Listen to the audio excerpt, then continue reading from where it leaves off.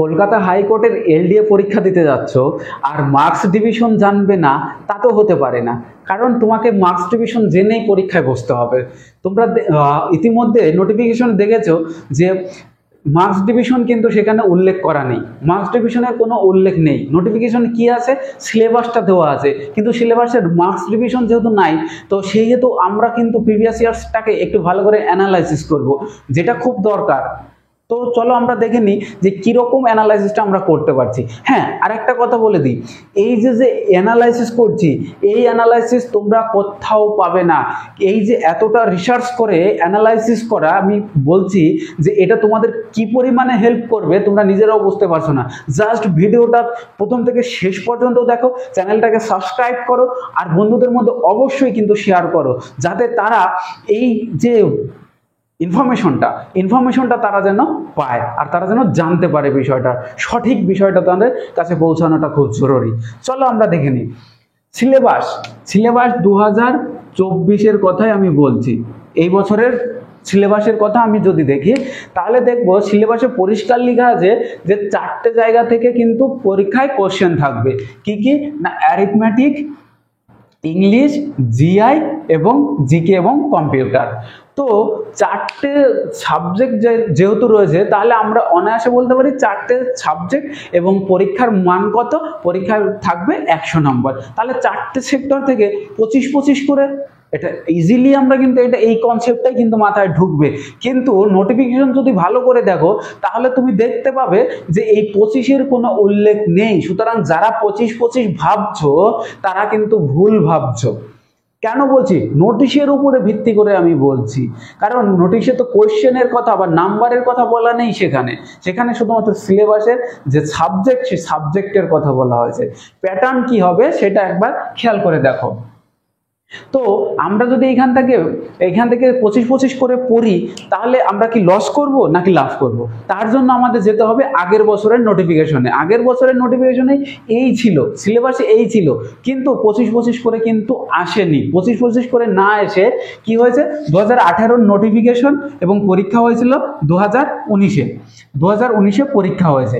সেখানে এই চ্যাপ্টারগুলোই ছিল, এই সাবজেক্টগুলোই ছিল। কি কি না, অ্যারিথমেটিক, ইংলিশ, জিআই, জিকে এবং কম্পিউটার। দেখো অ্যারিথমেটিক কত ছিল, অ্যারিথমেটিক ছিল 24, ইংলিশ ছিল কত 15, ভালো করে খেয়াল করে দেখো, ইংলিশ ছিল 15 এবং জিআই ছিল 8।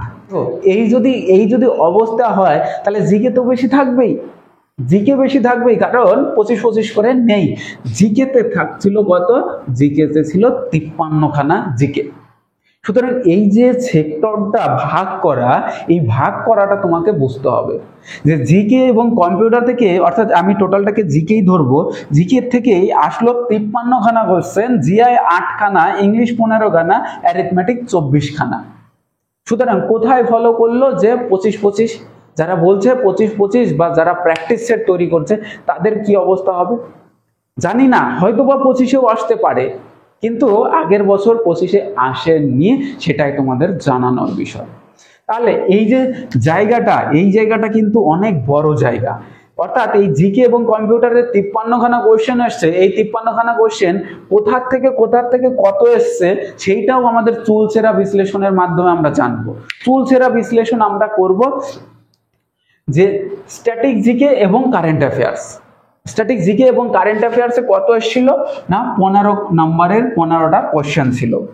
এবং পলিটি এবং কনস্টিটিউশন 2 নম্বরে, পলিটি এবং কনস্টিটিউশনের যে প্রশ্ন, সেটা এসেছিল 12খানা। দেখো জিওগ্রাফি থেকে এসছে 7খানা কোশ্চেন, কম্পিউটার থেকে এসছে 7খানা কোশ্চেন, জেনারেল সায়েন্স এখান থেকে এসছে 6টা কোশ্চেন, হিস্ট্রি থেকে এসছে 5টা কোশ্চেন এবং ইকোনমি থেকে কোশ্চেন এসছে 1টা।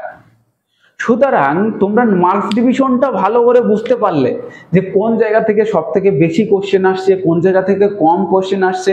আর এই যে অ্যানালাইসিসটা তোমাদেরকে করা দরকার। তো এই জায়গাটা বুঝতে পারলে যে কোন জায়গায় জোর দিতে হবে। এইখানটাতে যেহেতু আমাদের বলে দেওয়া নেই 25-25 মার্ক, তাই আমরা 25-এর দিকে নাও তাকাতে পারি। আমরা এইভাবে যেহেতু পেয়েছি এভাবেও প্রিপারেশন নিতে পারি।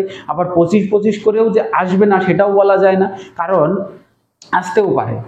সব থেকে গুরুত্বপূর্ণ যে বিষয়টা সেটা হলো 2015 সালে যারা জয়েন করেছে, 2015 সালে যারা এই চাকরিতে জয়েন করেছে তাদের বেলায় কিন্তু এই যে মার্কস ডিভিশনটা, এই মার্কস ডিভিশনটা কিন্তু 25-25 ছিল।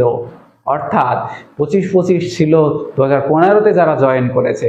যারা 21 সালে জয়েন করলো তাদের বেলায় এই মার্কস ডিভিশনটা 25-25 থাকলো না, এই ডিভিশনে চলে আসলো। সো এই প্যাটার্নটা তোমরা ফলো করো।